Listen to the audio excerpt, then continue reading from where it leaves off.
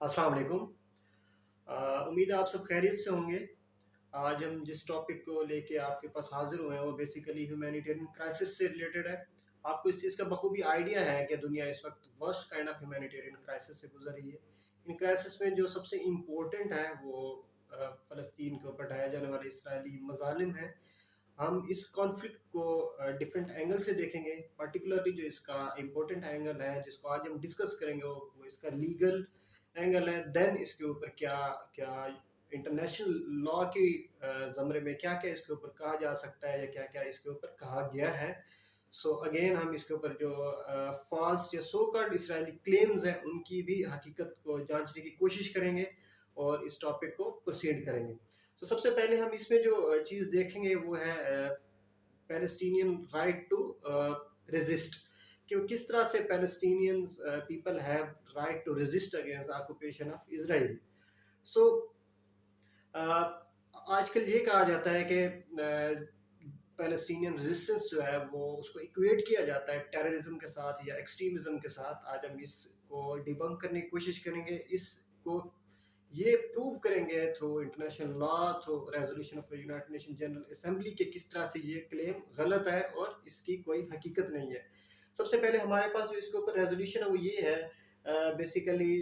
United Nation General assembly resolution 37/43, जिसमें ये कहा गया है कि जब भी कभी कोई स्टेट किसी स्टेट के ऊपर इलीगल ऑक्यूपेशन करती है या उसको इलीगली एनेक्स करती है, अपने साथ जोड़ती है, या वहाँ पे किसी किस्म का कोई एग्रेशन दिखा के उसको ऑक्यूपाई करती है, तो वहाँ के लोगों के पास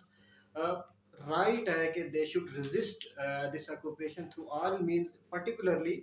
bye their armed resistance. So ये resolution United Nation General Assembly की इस चीज़ को एस्टेब्लिश करती है कि Palestinian have right to resist against the Israeli occupation through arms or through hook or by crook। Secondly जिसके ऊपर है हमारी वो यूनाइटेड नेशन जनरल असेंबली की अगेन एक रेजोल्यूशन है 3070, जो आर्म्ड वहाँ पे पैलेस्टीनियन पीपल के जो आर्म्ड रेजिस्टेंस है या उसका जो रेबिलियन है उसको रिकग्नाइज करती है, इनफैक्ट उसको एंडोर्स करती है कि वो ये कि जब भी कोई ऑक्यूपेंट किसी जगह पे बिलिजरेंट हो जाता है, वो वहाँ इंटरनेशनल लॉ को तोड़ता है या वहाँ के लोगों के ऊपर वॉर इम्पोज करता है, तो वहाँ के लोगों के ऊपर एक जिम्मेदारी आयद होती है कि वो वहाँ अपने उस ऑक्यूपेंट को रेजिस्ट करें थ्रू ऑल मीन्स, जिसमें वहाँ के डिप्लोमेटिक मीन्स हैं, वहाँ जिसमें पॉलिटिकल मीन्स हैं, मॉरल मीन्स हैं। अगेन जो सबसे इम्पोर्टेंट और पर्टिकुलरली जिसको अलाउ किया गया वो है their armed resistance, their rebellion. So ये दो बेसिक लीगल फ्रेमवर्क स्टैब्लिश करती हैं कि किस तरह पैलेस्टीनियन पीपल हैव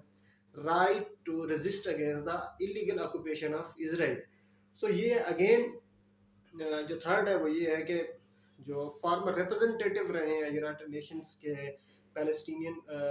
राइट्स के लिए, उनकी भी एक असर्शन है या उनकी एक फाइंडिंग है, वो ये है कि Israel failures to abide by international law, जो कि वहाँ इसराइल के जो फेलियर है कि इंटरनेशनल लॉ को कंप्लाई करने का, वो उसे एक बिलिजरेंट या एक वायलेंट ऑक्यूपेंट बनाती हैं। और जब कोई स्टेट वायलेंट ऑक्यूपेंट बन जाए या बिलिजरेंट ऑक्यूपेंट बन जाए तो उसको रेजिस्ट करना वहाँ के लोगों के ऊपर फर्ज हो जाता है। इनफैक्ट जो आसपास के स्टेट्स हैं, वो स्टेट्स जो लाइक माइंडेड हैं, जो इंटरनेशनल लॉ को फॉलो करती हैं, उनके ऊपर फर्ज बनता है कि वो इस रेजिस्टेंस को, जो कि आर्म रेजिस्टेंस है या डिप्लोमेटिक या पॉलिटिकल रेजिस्टेंस है, उसको सपोर्ट करें थ्रू ऑल मीन्स, जिसमें डिप्लोमेटिक मीन्स आते हैं, जिसमें पॉलिटिकल मीन्स आते हैं, अगेन जिसमें मटेरियलिस्टिक मीन्स है कि वो उनकी जो एक आर्म रेजिस्टेंस है उसको वो सपोर्ट करें। सो ये एक ये बेसिस है जिसके ऊपर ये एस्टेब्लिश किया जा सकता है कि Palestinian arm struggle is justified and they have very right to resist against the state of Israel against its illegal occupation of Palestinian lands। जो इसका सेकंड एस्पेक्ट है वो बुनियादी तौर पे ये है कि कैसे जो इसराइल का so called right to self defence है वो एक गलत है और गैर हकीकी, और इनफैक्ट एक हम उसे कह सकते हैं कि वो उनके मकरू अज़ाइम की निशानदेही करता है। वो ये है कि इसराइल अगर देखेगा कि उसको हमास या पैलेस्टीनियन आर्म रेजिस्टेंस से या किसी भी तरह के डिप्लोमेटिक या पॉलिटिकल एफर्ट से खतरा है कि वो उससे डिस्टेबलाइज कर सकते हैं स्टेट ऑफ इसराइल को, तो they have right to retaliate, they have right to self defence, को अपने सेल्फ डिफेंस में उनके अगेंस्ट एक उनके ऊपर वार इम्पोज कर सकते हैं पैलेस्टीनियन पीपल्स के ऊपर या स्टेट ऑफ पैलेस्टाइन के ऊपर। तो जब हम उनके ये सोकल राइट टू सेल्फ डिफेंस देखते हैं तो वहीं पे हमारे पास अगेन मुख्तलिफ लीगल बेसिस आ जाते हैं, मुख्तलिफ लीगल ग्राउंड्स आ जाते हैं जहाँ पे हम इस गैर हकीकी और इस गैर दानिशमंदाना और मकरू अज़ाइम को वहीं पे हम गलत साबित कर सकते हैं। वो ये जब हम राइट टू सेल्फ डिफेंस की बात करते हैं या इंटरनेशनल लॉ में राइट टू सेल्फ डिफेंस की बात की जाती है वो तब की जाती है जब आप एक स्टेट हैं और आपकी स्टेट सोवरेनिटी को, आपकी रियासती खुद मुख्तारी को कोई नुकसान पहुंचाता है या आके नुकसान पहुंचाता है, आपकी स्टेट को ऑक्यूपाई करने की कोशिश करता है, आपके रिसोर्सेज को ऑक्यूपाई करने की कोशिश करता है, आपके लोगों को नुकसान पहुंचाने की कोशिश करता है, तो आपकी स्टेट को राइट है कि वो उसके अगेंस्ट रिटेलिएट करे थ्रू फोर्स। लेकिन जब पैलेस्टाइन की बात आती है तो यहाँ पे ये हकीकत जो बिल्कुल उलट हो जाती है। वो इस तरह से कि यहाँ पे स्टेट ऑफ इसराइल को पैलेस्टाइन से खतरा नहीं है, ना ही स्टेट ऑफ पैलेस्टाइन जो है वो इसराइल के लोगों को, उनकी रियासत को या उनके वसाइल को नुकसान पहुंचा रही। In fact state of Israel is occupant of state of Palestine, जिसको उनने जिस पे उन्होंने कब्जा किया हुआ है, जिसके रिसोर्सेज पे कब्जा किया हुआ है,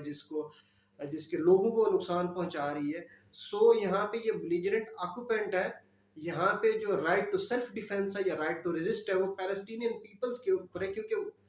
वो एक जेर तसल्लुत है, वो जेर अताब में जीविश स्टेट के। सो उनके पास राइट है, ना कि स्टेट ऑफ इसराइल के पास राइट है कि वो राइट टू सेल्फ डिफेंस को प्रैक्टिस करे। सो अगेन ये एक जो मिथ क्रिएट की गई है या एक so called right to self defence profess किया जा रहा है इसराइल के मैटर में, वो अगेन एक इंतहाई गलत और झूठ पर मबनी है, इसकी कोई लीगल बेसिस नहीं है। थर्ड हमारे पास जो फाइंडिंग है वो ये है कि किस तरह से जो इसराइल जो इस वक्त गजा के ऊपर मजालिम ढा रहा है या जुल्म सितम की एक नई दास्तानी रकम कर रहा है, वो किस तरह से वॉर क्राइम्स के ज़मरे में आती हैं और किस तरह से इसराइल, स्टेट ऑफ इसराइल को उनको पर अकाउंटेबल ठहराया जाए या स्टेट ऑफ इसराइल को किस तरह से as an aggressor state label किया जाए थ्रू आउट द वर्ल्ड। उसमें ये है कि स्टेट ऑफ इसराइल ने हमास के अटैक में जो कि 7 अक्टूबर को हुआ था उसको रिटेलिएट किया और वो अभी तक गजा में इनडिस्क्रिमिनेटली जो है ना गजा की पाउंडिंग कर रहे हैं थ्रू एरियल स्ट्राइक्स। इसमें सबसे पहली जो चीज़ उन्होंने की है वो उन्होंने they applied siege all around the Gaza. वो ये है कि they have cut off electricity supply, water supply, again food supply. सो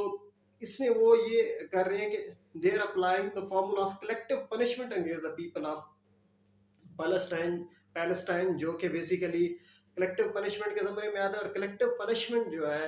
वो वार क्राइम के ज़मरे में आती है through any convention of war, अगर हम उसको जज करें या उसको एनालाइज करें। सो अगेन ये जो चीज़ें हैं वार क्राइम की, सीज ऑन गजा और indiscriminately attacking the people of Palestine, खास तौर पे वहाँ के सिविलियंस आबादी को, वो वार क्राइम में आती है। और ये वार क्राइम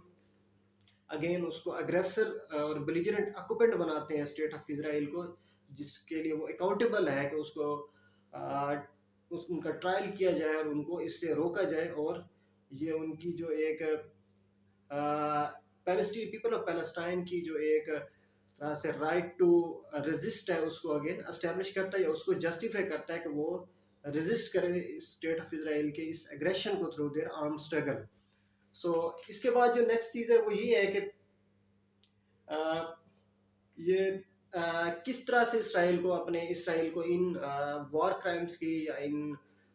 इस एग्रेशन के ऊपर अकाउंटेबल ठहराया जा सकता है। उसके लिए ये है कि सबसे पहली चीज़ जो करने की ज़रूरत है वो ये है कि